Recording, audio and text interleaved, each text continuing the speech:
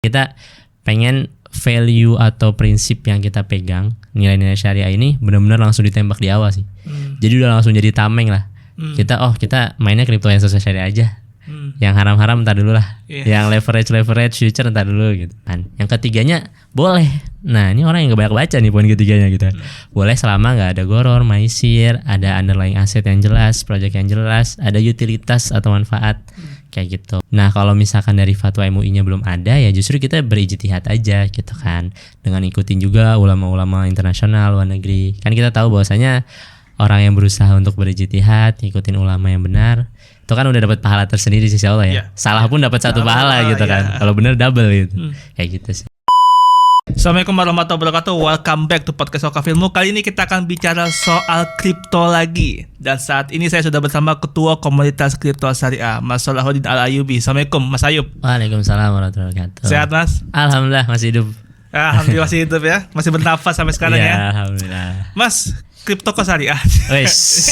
Nih baru kemarin nih beliau menjadi moderator di sebuah event ya, Halal Culture Market ya, dengan tema Kripto Syariah. Ini jadi menarik meskipun bahasan soal kripto syariah sudah dibahas ya di podcast sebelumnya bersama Ustaz Devin, tapi kita pengen menggali lebih lanjut terkait dengan experience dari Mas Ayub sendiri. Kenapa kemudian terjun di dunia kripto?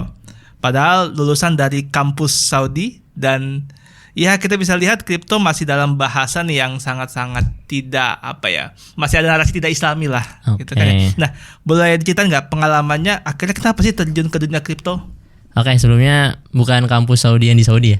Disclaimer alert. Kampus Saudi yang di Jakarta, kampus Ripia Jakarta. Masih satu kampus sama Ustadz Devin gitu. Nah, terus untuk cerita awalnya nih di kripto. Kalau tahu kripto sebenarnya udah lama dari tahun 2020-an, awal lulus pondok udah tahu karena waktu itu emang dalamin lumayan investasi. Cuma waktu itu masih anggapnya kalau kripto dalam tanda kutip masih haram ya. Gitu kan. Jadi kayak banyak pendapat ulama yang mengharamkan dan memang waktu itu juga lebih banyak yang rungkat dan lain sebagainya gitu kan. Cuman abis itu kuliah di Lipia 2021, kenal Ustadz Devin, kenal Ustadz lain yang menghalalkan. Akhirnya tahun 2024 itu karena penasaran banget, soalnya waktu itu lagi udah mulai rame tuh kripto kan udah mulai naik lagi tuh karena emang cycle-nya lagi lumayan naik. Kira penasaran beneran haram atau enggak sih gitu kan. Akhirnya waktu itu sempat konsultasi sama Ustadz Devin juga. Ini gimana hukumnya, terus ditambah mulai belajar, nonton dan juga baca artikel sama jurnal-jurnal luar negeri sama ulama-ulama luar negeri gitu kan. Kayak Saudi, UK gitu kan.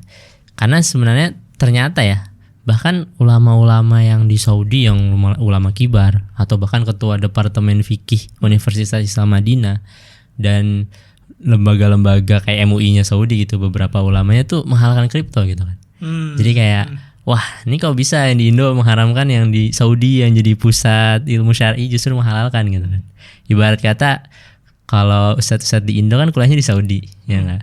Nah, kita mau ikut fatwa yang mana nih? Muridnya apa gurunya? Itu yang jadi paradigma baru untuk saya setelah saya baca-baca dan juga dengerin banyak fatwa. Mungkin ya fatwa yang haram juga ada, fatwa yang halal juga ada.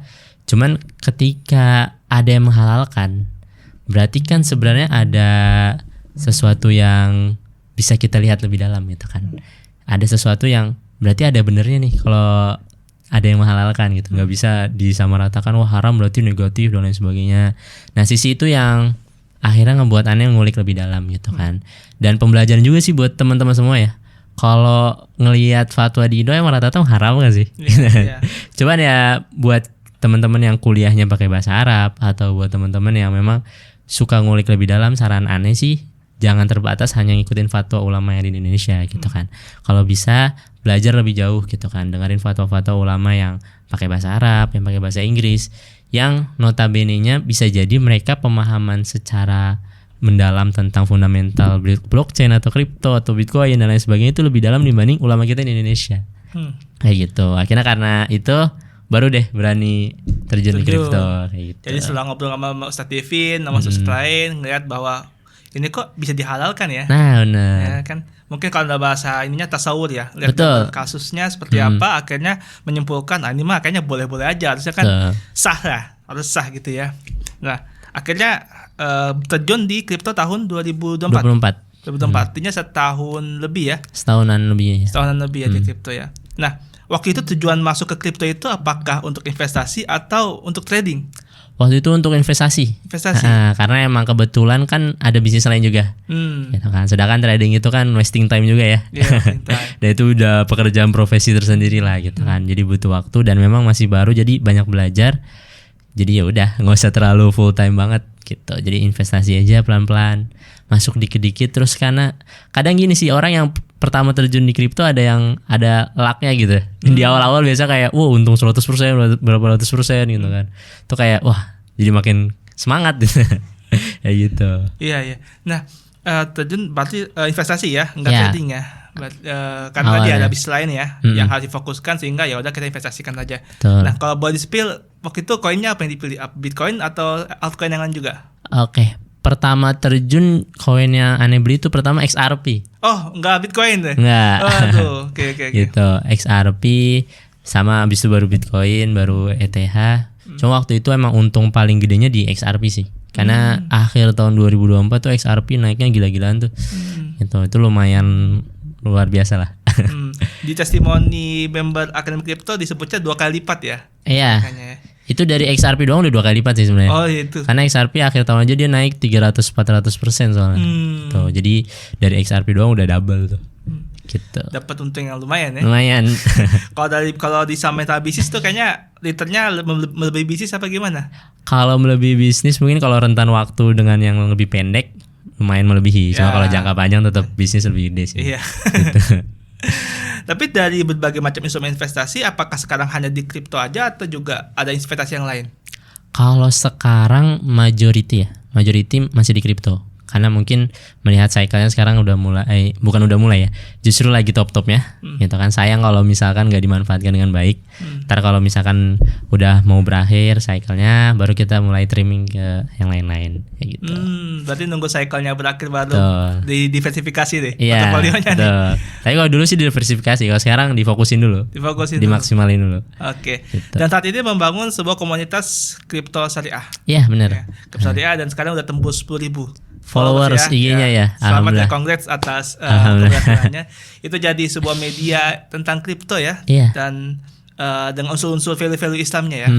Yang jadi pertanyaannya adalah kenapa melabelkan dengan kata syariah? Apa yang jadi isu sebenarnya di kripto ini? Kenapa harus dilabelkan syariah? Karena gini, kalau misalkan nggak ada label syariah gitu kan, kita nggak tahu nih ini udah syariah compliance atau enggak gitu kan. Walaupun emang agak sedikit beresiko ya untuk melabelkan sesuatu dengan syariah gitu kan. Cuman bukan berarti kita melabelkan ini tanpa dasar gitu. Karena kalau teman-teman mau belajar lebih lanjut, udah banyak kok lembaga-lembaga fatwa atau financial Islamic advisor di luar negeri kayak di Malaysia atau di UK atau Abu Dhabi dan lain sebagainya. Itu yang udah ngasih list koin-koinnya udah di screening kehalalannya gitu, berdasarkan syariah compliance-nya kayak gitu.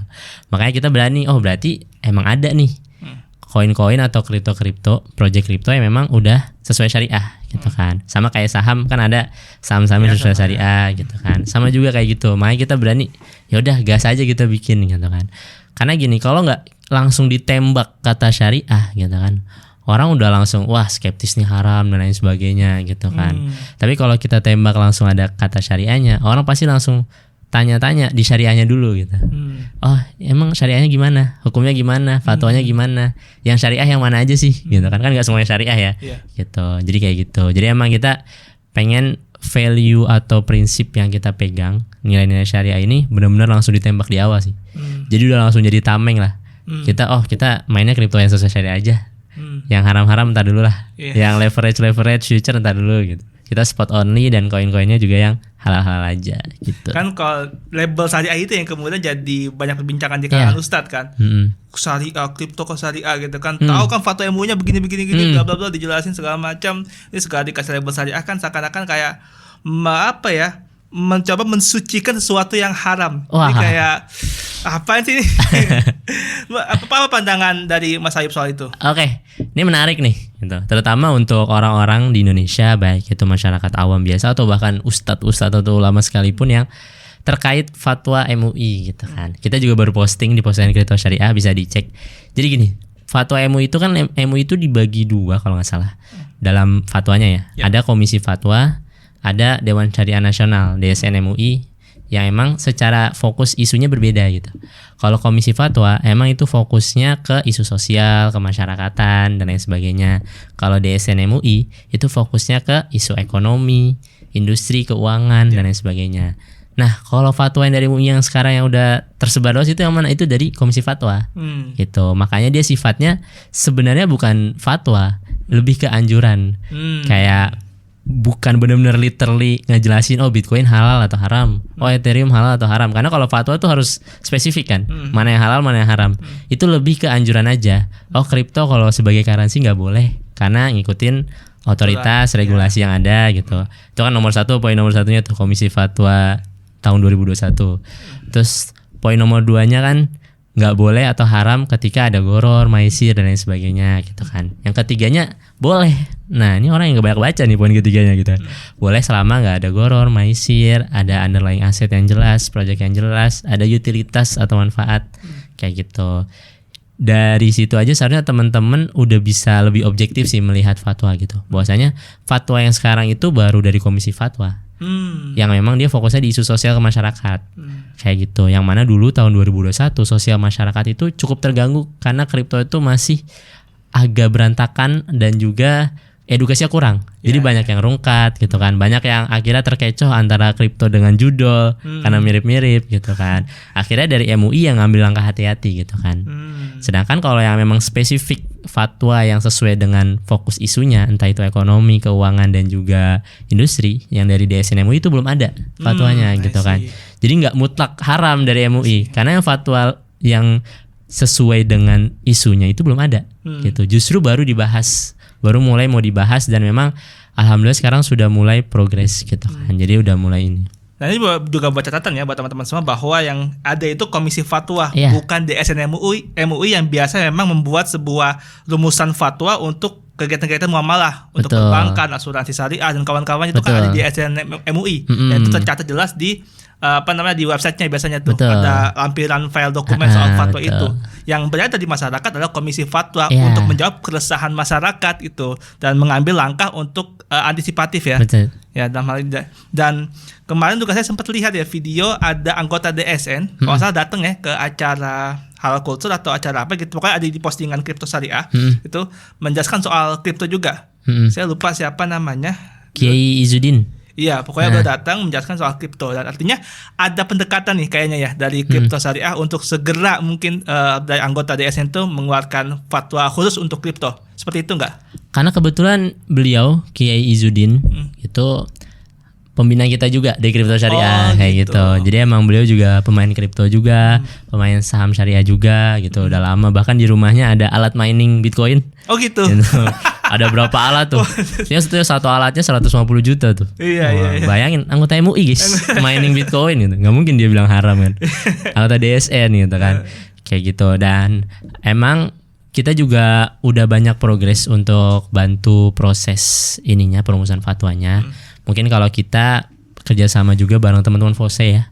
FOSE lagi bikin draft. Jadi ada beberapa dari tim kita yang ikut menjadi bagian panitia untuk bikin draft biar pengajuan kripto halal ke MUI gitu kan.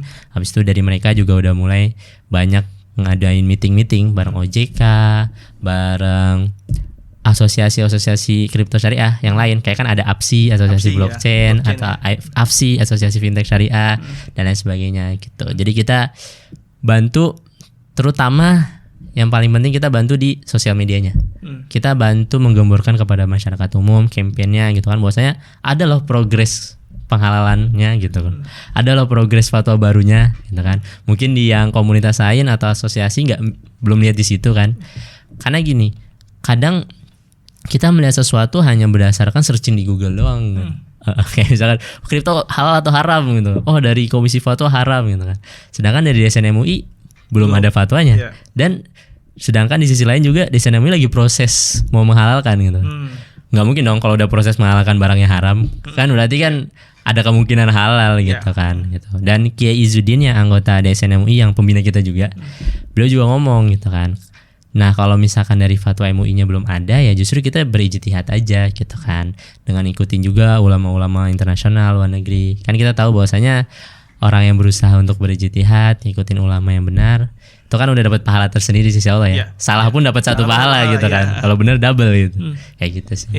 Ya artinya kita menunggu banget ya soal legalitas dari DSN MUI soal kripto ini, karena lagi-lagi ya meskipun kita ngelihat banyak banget pendapat di luar sana soal kripto ya, yang harus diacuan kan tetap fatwa DSN MUI ya. Yang perlu kita pahami lagi-lagi teman-teman, yang beredar adalah komisi fatwa dari komisi fatwa, bukan bukan formal dari DSN MUI gitu. Dan kita sedang menunggu banget gitu. Karena ya lagi-lagi ya kita ngelihat kondisi sekarang orang lebih cenderung mengikuti ustadz yang populer.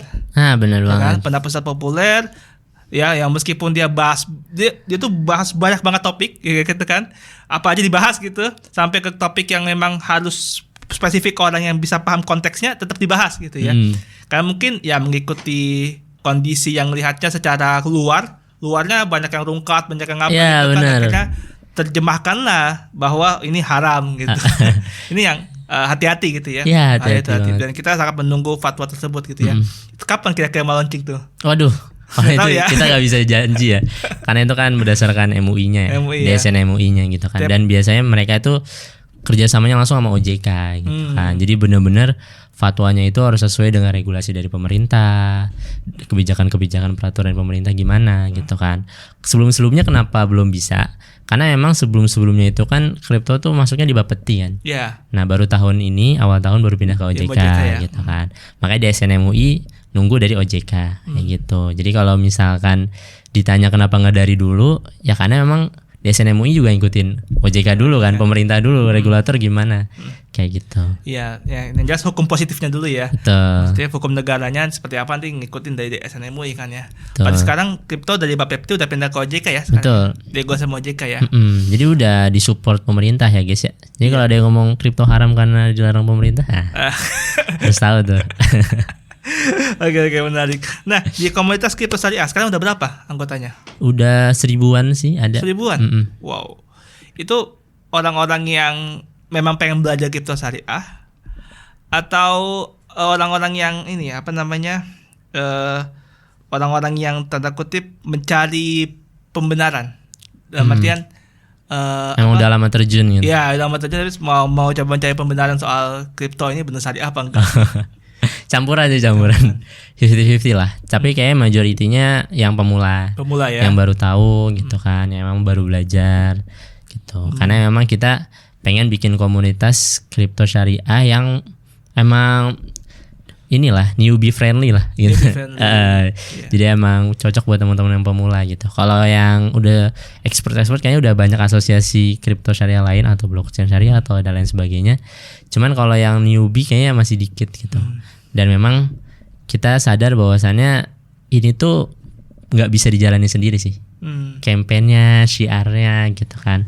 Kita paham lah kayak bisnis sekarang kan community based semua ya gitu. Pasti setiap bisnis atau apapun ada community-nya gitu kan.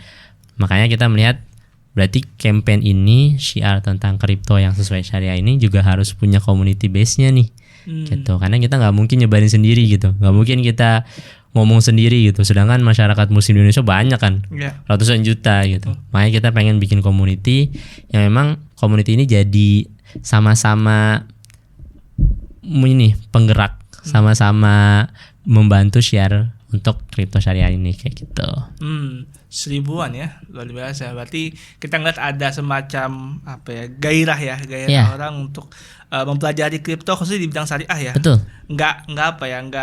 Nggak jijik label syariah.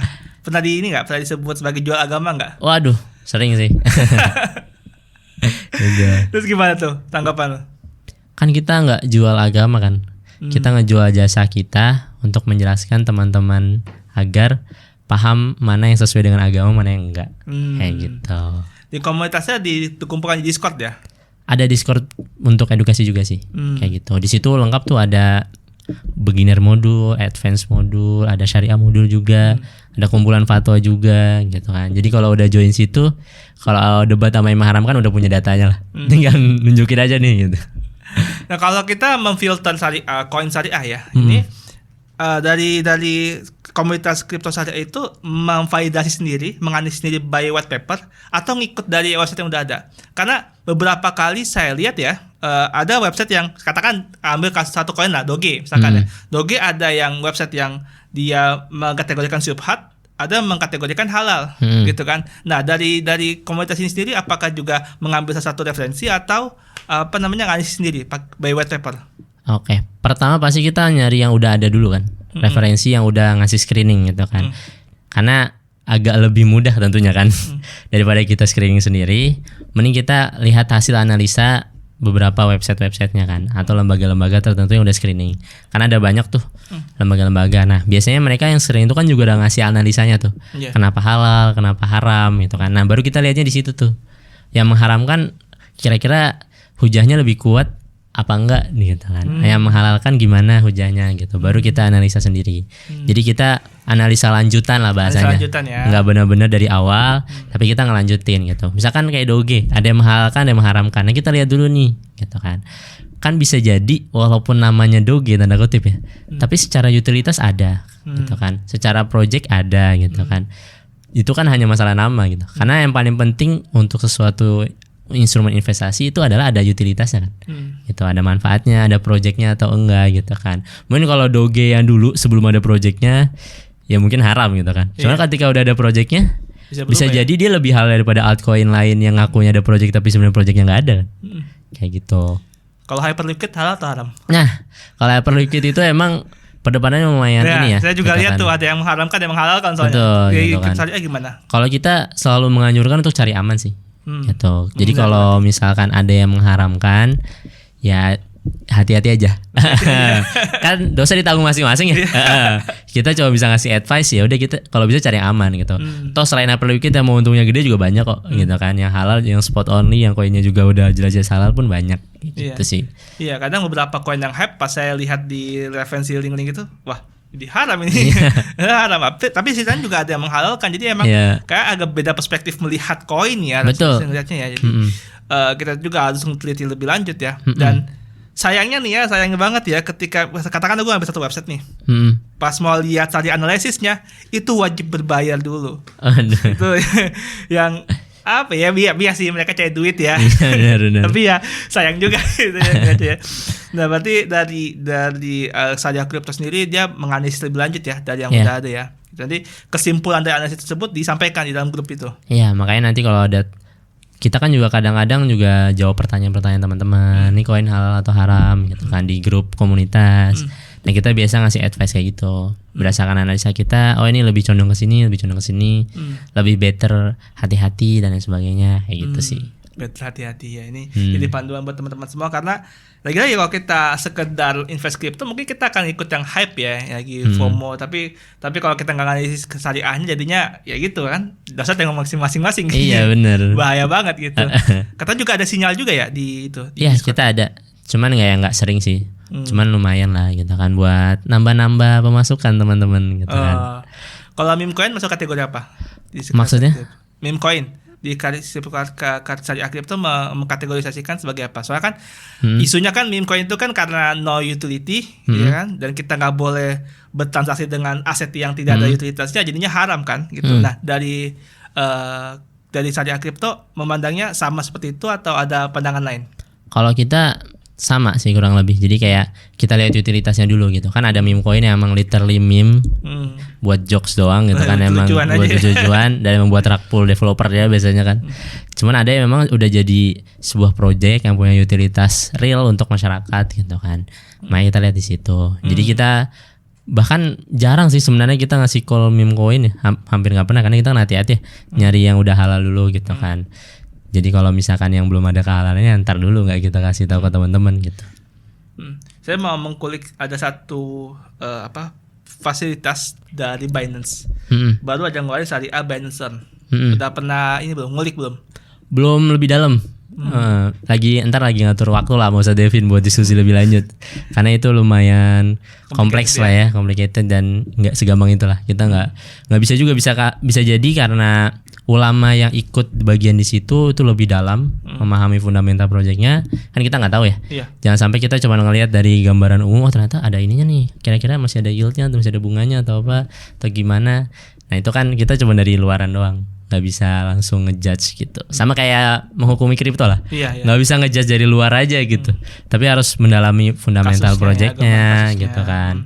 Karena kadang kita tuh hanya melihat dari luaran, terus kebetulan yang kita dapat informasinya itu yang negatif doang gitu. Nah itu kan kita udah bias tuh di situ tuh. Jangan sampai kita hanya berdasarkan informasi yang kita dapat tanpa mendalami informasinya lebih dalam, kayak gitu. Projectnya lebih dalam, fundamentalnya kayak gimana, kayak gitu sih. Berarti masih dalam tahap pendalaman ya soal itu ya. Karena masih baru juga kan. Masih baru juga. Ya, saya juga penasaran juga sebenarnya sih, meskipun emang udah ada label syariahnya ya. Iya, udah ada apa di keluarga sama Amani ya masalah ya. Amani Syariah Advisor itu ya di Malaysia. Tapi tetap ya kita perlu kaji lebih lanjut soal bagaimana mekanismenya ya.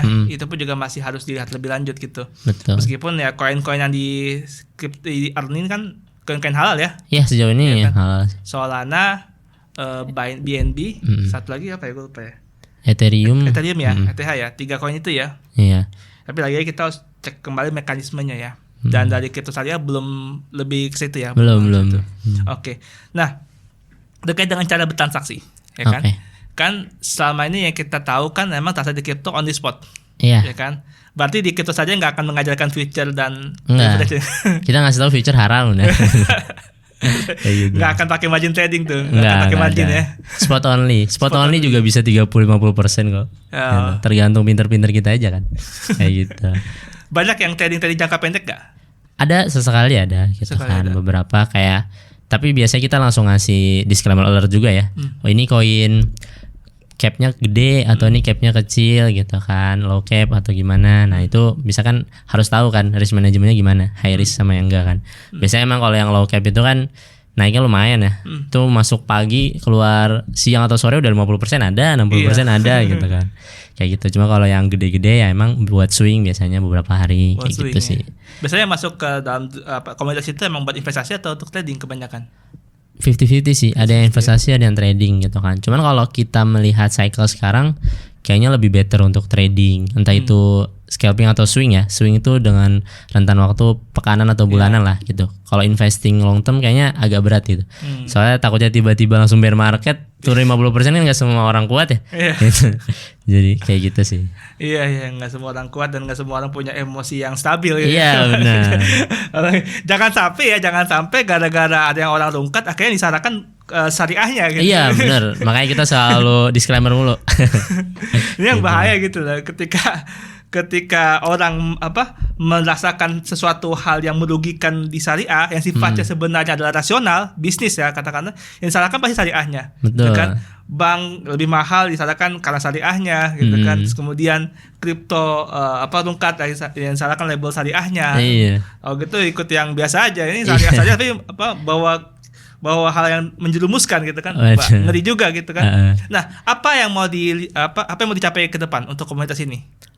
Yang mau dicapai sebenarnya kita bukan yang kayak pengen jadi yang terbesar atau gimana gitu kan. Kita pengen jadi pemantik aja buat teman-teman yang lain, terutama teman-teman muslim untuk lebih aware. Oh ini ada perkembangan teknologi baru loh, namanya blockchain, namanya web3, namanya kripto, namanya bitcoin gitu kan. Kenapa? Karena kita sadar nih sekarang nih kan umat Islam hanya jadi ekornya peradaban ya. Hanya jadi orang-orang yang ikut dengan kemajuan teknologi dari orang-orang yang non muslim gitu kan.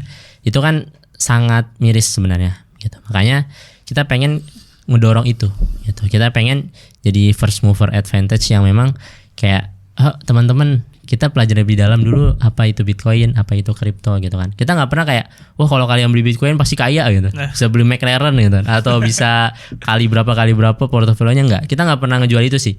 Kita ngejual bahwasanya ini tuh kalau didalamin sesuai syariah loh. Ini tuh justru peluang buat teman-teman muslim untuk menjadi bagian di sini gitu kan. Kita nggak cukup nih untuk dengerin ustadz-ustadz kita atau ulama-ulama kita yang selalu ngomong setiap ada perkembangan zaman hati-hati ya gitu kan. Ini nggak sesuai syariah nih, hati-hati ya gitu kan. Hati-hati doang nggak cukup gitu kan. Kita harus menjadi bagian di situ, mendalami lebih dalam gitu. Kayak gimana sih prosesnya blockchain, gimana sih prosesnya kripto gitu kan, gimana sih projectnya berjalannya gitu kan. Jangan sampai kita belum mendalami, tiba-tiba udah malas mendalami atau takut mendalami karena keburu ustadznya mengharamkan gitu, karena keburu ustadznya bilang hati-hati gitu. Itu kan sayang banget gitu. Harapannya justru dengan adanya kripto syariah ini kita bisa sedikit memantik para ustadz-ustadz juga, memantik teman-teman juga. Ayo pelajari dulu lebih dalam, baru nanti kita pelajari hukumnya gitu. Jadi jangan sampai udah langsung nyimpulin haram karena taklid buta sama ustadz tertentu atau ulama tertentu, sedangkan kita belum mendalami gitu kan.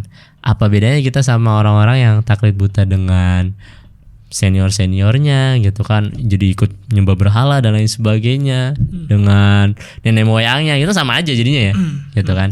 Kita tetap harus rasional dan objektif dalam beragama gitu kan. Nggak boleh lah kita taklid buta dengan ustadz tertentu, lembaga tertentu, organisasi tertentu. Ya kita taklid buta dengan agama kita sesuai Al-Quran dan Sunnahnya gimana gitu. Tentunya tanpa mengurangi rasa hormat ya kepada para ustadz yang sudah memberikan pendapatnya, tentu ya itu kan menjadi hal yang ya itu bisa jadi pendapat yang benar salah kan bisa sangat bisa didiskusikan lebih lanjut ya. Mungkin memang karena penyampaian jemaahnya itu kurang lengkap, bisa jadi itu yang menjadi acuan ketika dia mengeluarkan pendapat gitu ya. Itu benar banget tuh, setuju. Iya.